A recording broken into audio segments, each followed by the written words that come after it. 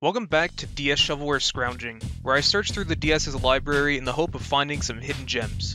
Today I want to take a look at a game that only came up on my radar recently. I recently went to a local retro game store, and of course, the first thing I do there is look at DS games. There's plenty of games I've already seen before, but one game catches my eye that brought some memories from way back. Escape the Museum. I actually owned this game on PC a long time ago, and I even still have the disc for it. But I had no clue they actually released it on DS, and I was genuinely curious about the game.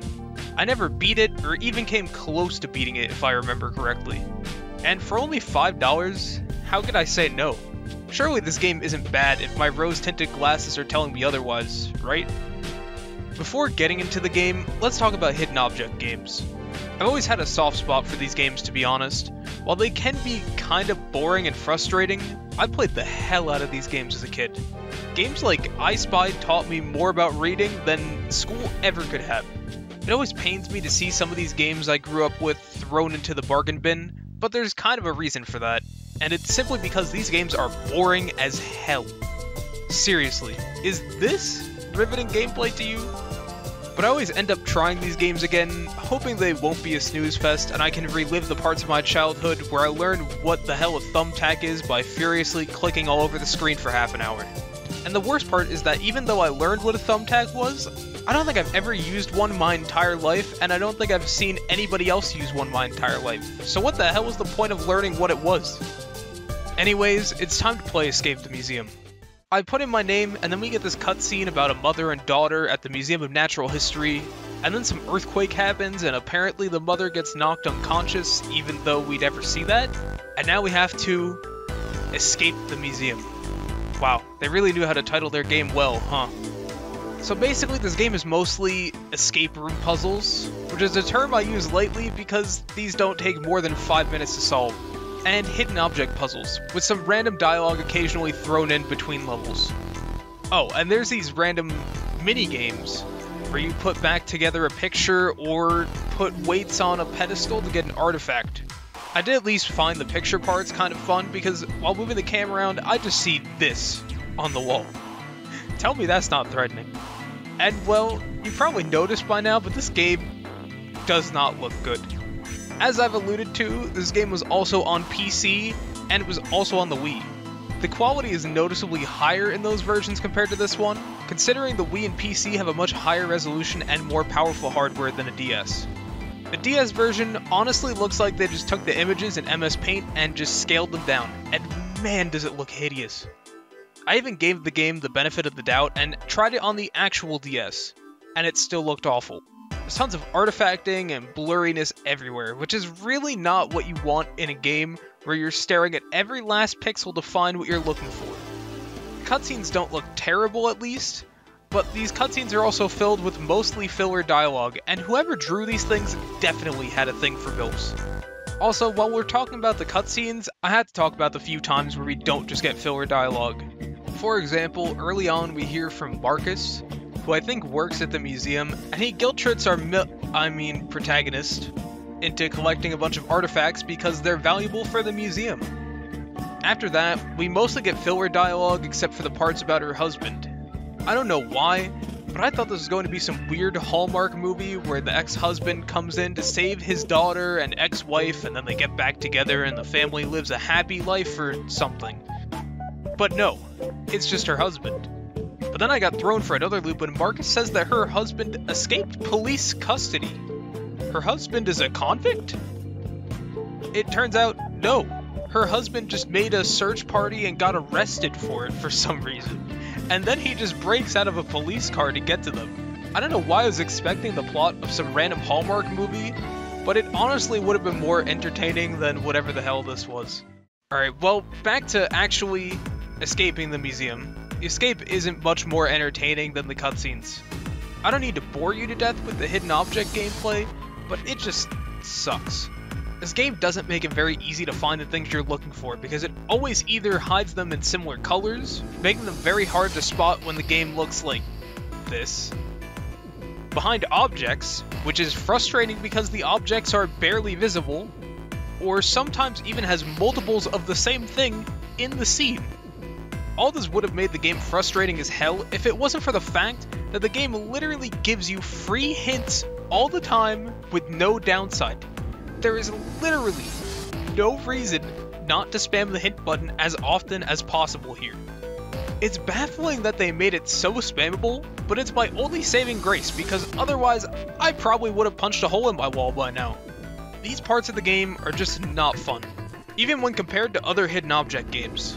Also, I love how the game measures your accuracy, but given how difficult it is to accurately tap on objects, or the fact that using the stylus to move the touchscreen counts towards this, I never saw an accuracy score above 30% for basically the whole game.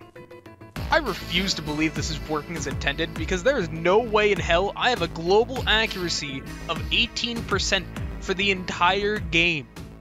Anyways, let's talk about what is probably the most interesting part of the game, which are the escape rooms. But when I say interesting, I just mean it isn't putting me to sleep. These escape rooms are just bare. They can usually be completed in the span of a few minutes, and they can probably just be sped up a little bit more by spamming the hint button. Pretty much the main challenge is just finding the objects you need and then doing something with those objects and finding the way to the next room. These escape rooms aren't really offensive to me, but just because they aren't offensive doesn't mean I can't criticize them for being boring. Wait. Actually, is that a Confederate flag? Never mind, I guess these escape rooms are offensive. But my biggest issue with these escape rooms doesn't have anything to do with the puzzles themselves, but rather how buggy they are. I can't believe I'm even having to complain about bugs in a game with one solution to every puzzle, but apparently I have to. I had a few bugs throughout my playthrough that basically soft-locked me in these levels. For example, I had this one moment where I was supposed to grab this chair and put it here, but since I didn't have the chair, I tried putting a wood board there, and it actually consumed my wood board while placing the chair there and also giving me the chair. From here, I wasn't able to complete the level because I still needed the wood board and I had to restart it. A similar thing happened in this level, where I was supposed to get this rifle from the soldier in the case, but I somehow got it without doing that. And that meant I couldn't cut the power, so I couldn't cut this down, and I had to replay the level. At least these escape rooms don't take like 10 minutes to solve, so I'm not wasting a ton of time by having to reset, but it still sucks to have to bang my head against the wall for 5 minutes and then realize, oh, I'm soft-locked, and have to redo it all over again. And that's basically what Escape the Museum has to offer. The only other thing I didn't mention was the game's ending, where the husband eventually gets to them as they've escaped the museum and they want to go on a vacation or something, and that's it. And yes, I 100%ed this game despite the fact it got real boring towards the end. Honestly, this game was pretty short, considering it took me around 5 or 6 hours to 100% it, and that was with me looking away from the screen half the time. The back of the box says you can unlock over 110 levels, and I really felt like that was just false. So like the madman I am, I went back through my hours of footage and counted every single puzzle and minigame. I even counted the minigames that took less than 10 seconds to beat occasionally. You know how many levels there were in total? 65. They barely even had half that number, and yet they put it on the back of the box? My guess as to why they put it there was simply because in the other versions, they actually have more levels.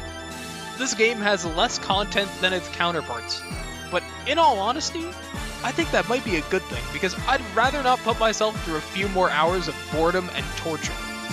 Speaking of other versions, I did try out the Wii one just to see how it differed from the DS version, and while sure, it does have more content and it's not as blurry, I somehow ended up getting motion sickness from playing this game for a while.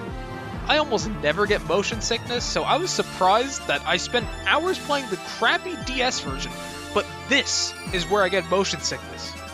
But what about the PC version? Well, I didn't play it for myself because who the hell is playing PC games with discs in 2023? But it's actually on Steam for cheap and oh man. The reviews have really tore this one to shreds. One review even mentions motion sickness like I had playing the Wii version, although funnily enough, they say they got it from playing the DS version. Regardless, the Wii might just be the best port of this game, given that the PC version probably doesn't hold up well with modern resolutions and PC hardware, but the DS version didn't give me motion sickness at least. Still, if you were considering buying this game, I cannot recommend it unless you are truly a die-hard hidden object game person.